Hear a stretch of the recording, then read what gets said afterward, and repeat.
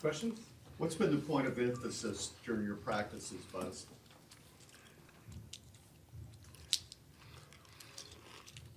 We've only concentrated on us.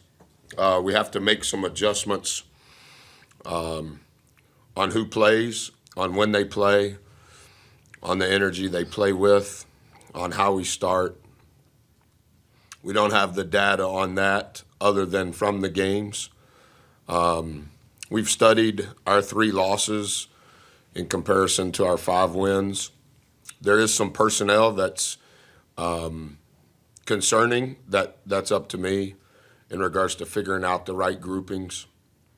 And then defensively, there's been some common threads that we've made strategic adjustments to in hopes that one is connected to another, that's connected to another, and hopefully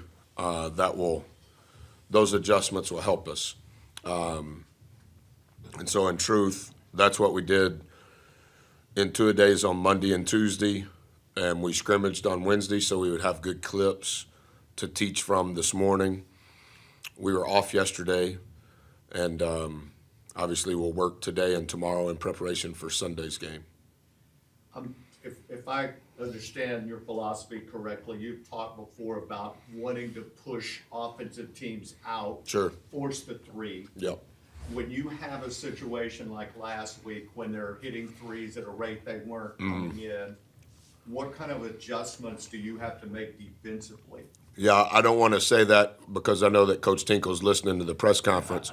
But yes, that's the crux of it all.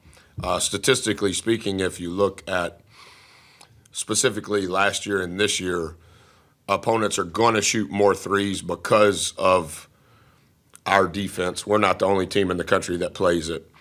I think what we're trying to address is out of rotation when those threes occur, what changes can we make? And a little bit maybe is the volume.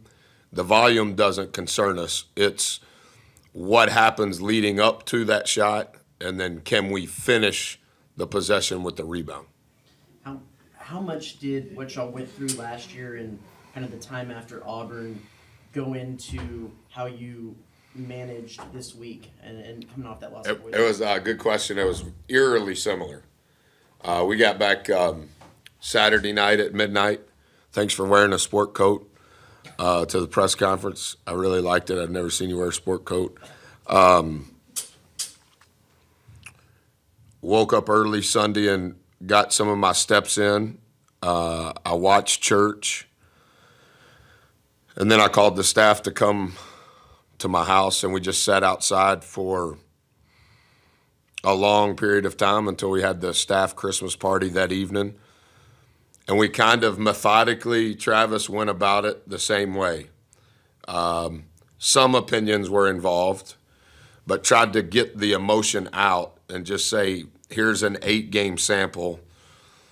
What are the common threads that are good? And what is it that in the 3 losses we can learn from?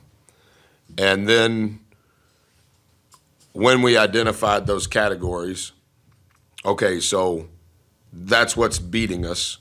Now, how do we prevent that? Okay. And then once we figure out how to prevent that, now how do we practice that? But before we practice it, I think we have to explain it to our guys statistically so they understand. But then they also need to see it as far as possessions of it. And so for the most part, that was what Monday was. We practiced it some Monday afternoon. And then we did it again on Tuesday. And then on Wednesday we played, brought in high school officials. I think they were high school officials. And played a lot of different scenarios with a lot of different groupings. Because I think some of this is figuring out the personnel too. Because there were some common threads in those 3 losses relative to personnel. Not being negative towards any of our guys, but the data, who was playing, and what was causing the problems, there were some reoccurring themes. So We haven't done anything specific to the opponent up until this moment in time, and in truth, won't do a whole lot today. Because I think when you're dealing with multiple players who have only 8 games of experience and 35 practices, when you make an adjustment, I think you need to continue to make deposits in their rep bank as opposed to not as many deposits of reps and prioritizing the opponent. So I think we may be onto something, but it does feel very similar to when we traveled home. I think we played Auburn at noon on College game day. Yep. So it was a Sunday full of examination and trying to figure it out. That's when we installed horns that Monday. That's when we changed some of our adjustments defensively. So, yeah, very similar. Men's Warehouse let me pick out a suit for as part of getting married, so I'm a real adult now. That's good. It's part of your NIL deal. Yeah. So with Oh, and you got an NIL deal? I think you and Luke Combs have the same NIL deal. It's that fishing gear that you wear as if it's Tommy Bahama, and it says Columbia up there. Only I get meal. That's my NIL, nothing. No, that's what your wife says. You can achieve your own. with I think y'all the average is like into almost 17 seconds on the shot clock per possession. When you get into that second half of the shot clock, how much more is it important that you, if you're getting high percentage shots, that you're efficient in it instead of getting volume? Yeah, the first 8 seconds, our points per possession are really good. The next 6 seconds, just a little bit off of really good. It's that middle third if you were to break it up in quadrants. And that is an adjustment that we've made offensively.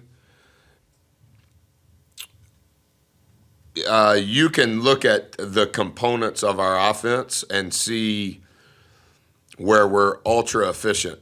And then you can also see pockets where you're like, yeah, that's just what I tell our players. It's yucky. Like, it's not bad. It's just not good. And we've got to figure out, and we may be onto something in that regard. That's it's not an absolute, right? Because you don't want to turn down a great shot regardless of the shot clock. But how I define yucky as a coach versus how Mo defines yucky, that's different. And so some of that happened a little bit last year after Auburn. I made it an absolute. This is what I define yucky as. We're not doing yucky. And so the old guys kind of know that in regards to what we did last year. But I think we're kind of on the threshold of that this year. Offensively, we've done a good job of getting fouled. We would like to make a higher percentage. We've continued to improve our turnover rate, specifically our live ball turnover rate. And statistically speaking, we're doing good things. I think you always want to improve. Our rim shot percentage is a common occurrence in the 3 losses, as we talked about on Saturday.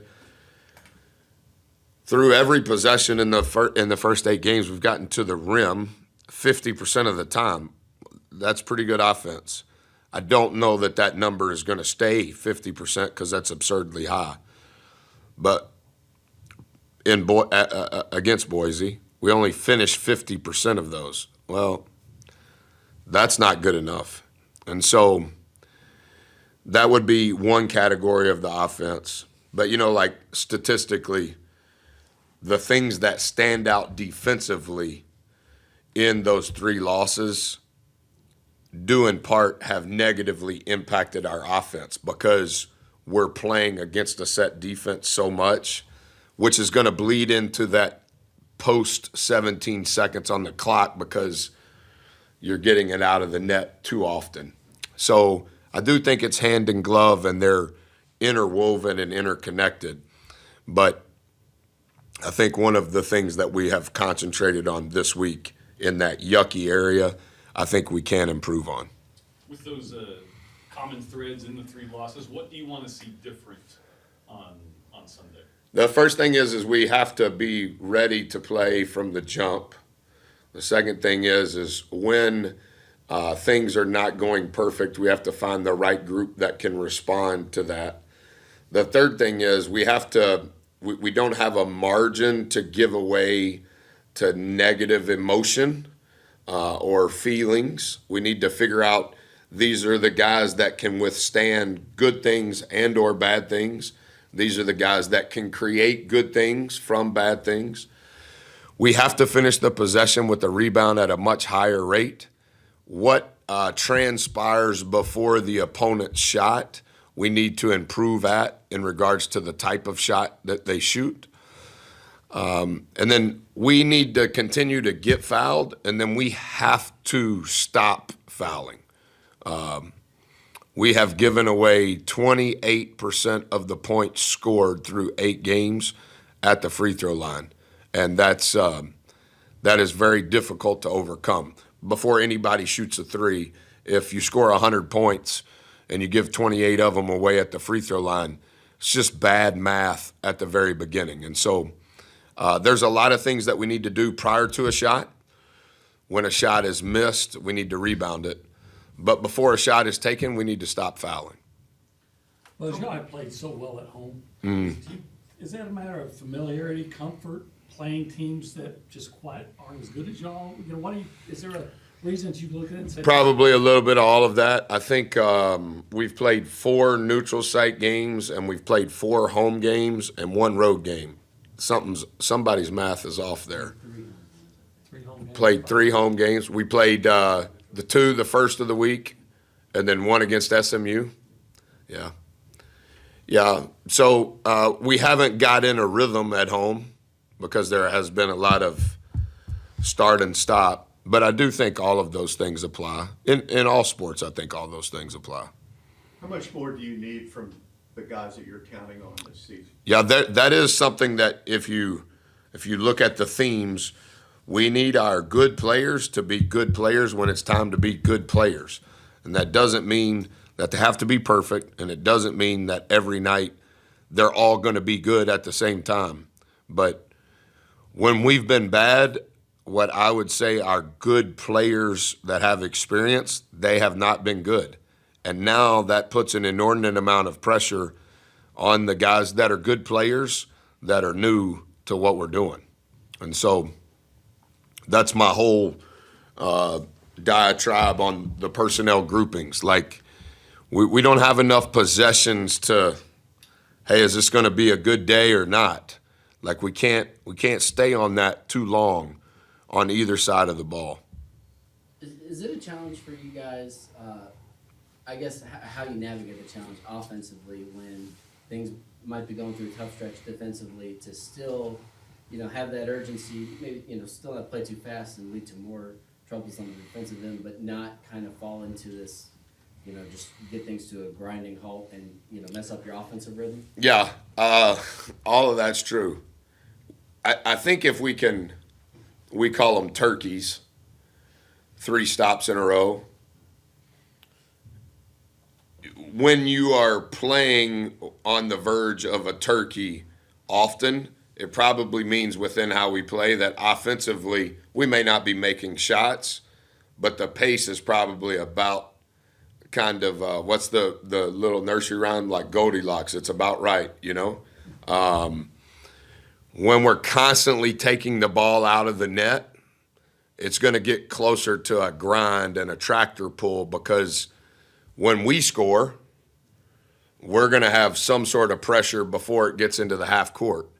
And so it's almost time of possession football, and Oregon State plays a lot of that, in my opinion.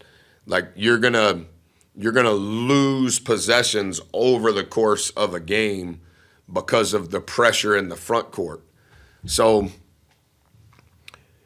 that's why I think it's hand in glove. We need our defense to help our offense. And too often thus far this season, emotionally, we have waited on our offense to help our defense.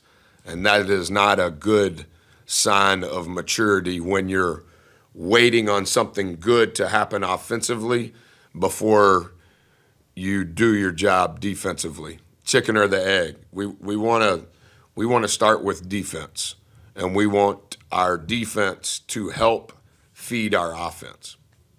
Can we get the status update on Ethan, KK, Heff, and Ashton? Ethan is in the same position from the very beginning. No conduct problems whatsoever. He's a beautiful kid, but he's away, and he has been away since the day I told you.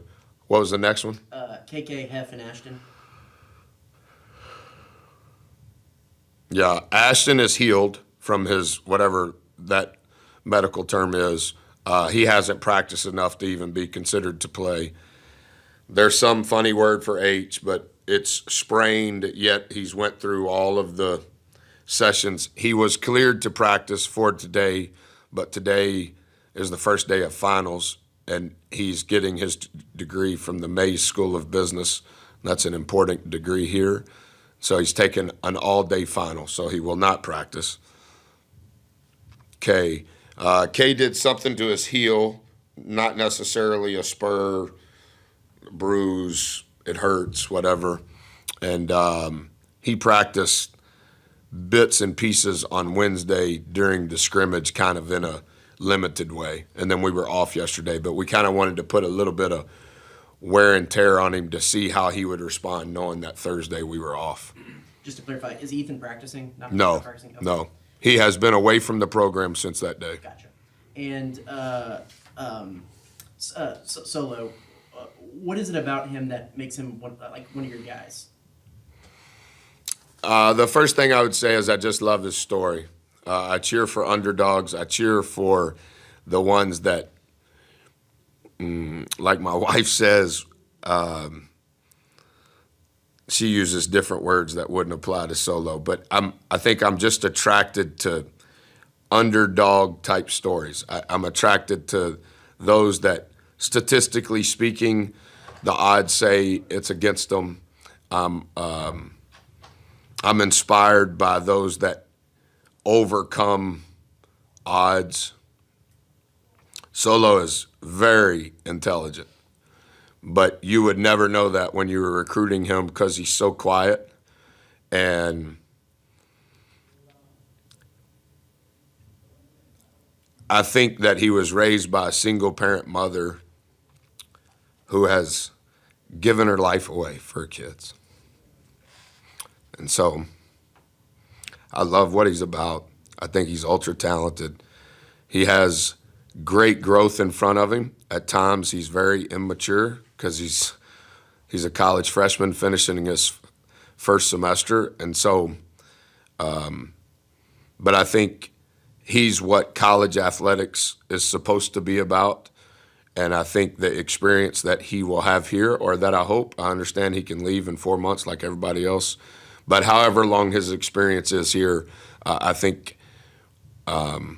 his life will be better for it. And when I was a kid and wanted to coach, that was, and at 50 years old, still the coolest thing about coaching. All right, and that's a wrap. Thank you, guys.